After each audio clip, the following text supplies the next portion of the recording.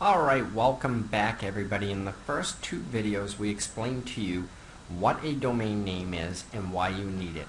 We also explained how to register your domain name. So now that you have your domain name and you own it, you need to set up your hosting for your domain name.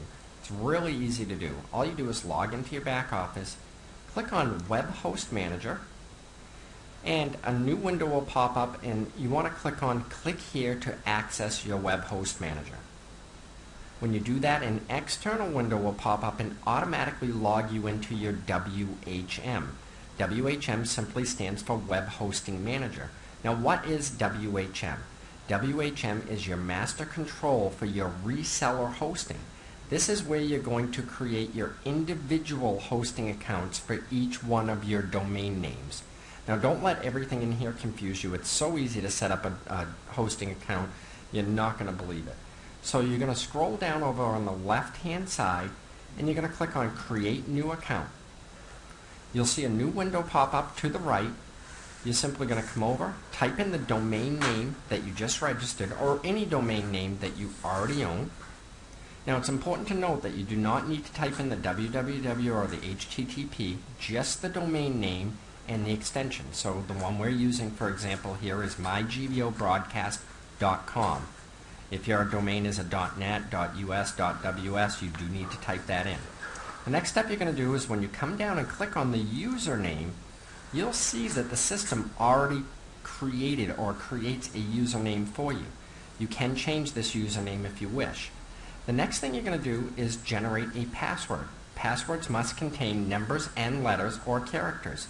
We highly recommend that you click on the Generate Password, and you can generate multiple passwords if you want. Click on that, right click and copy it, and then go ahead and paste it into the password. And you'll need to retype the password or verify it. So, we've typed in our domain name, we kept the username the same, which you could change.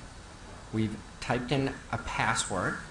We've verified the password. Now we need to give the system our email, and this information will be emailed to you when you create your hosting account. We type in our email address. It's important to make sure that the email address is typed in correctly. Now you're going to scroll down and you're going to see that the next little box is packages. You don't have packages already set up. This is for reseller purposes, so simply click on Select Options manually. And everything for this hosting account we're setting up for this domain will be set to unlimited. And this is your own domain, so why not give it unlimited? Scroll all the way down to the bottom, and then you're going to click on Create Account. Let me go ahead and just do a quick review. So we logged into the WHM, we clicked on Create New Account, we typed in the domain name, a username, a password, our email address, went down, clicked on Select Options manually, which gave us unlimited access to everything on this hosting account, and now we're going to click on Create Account.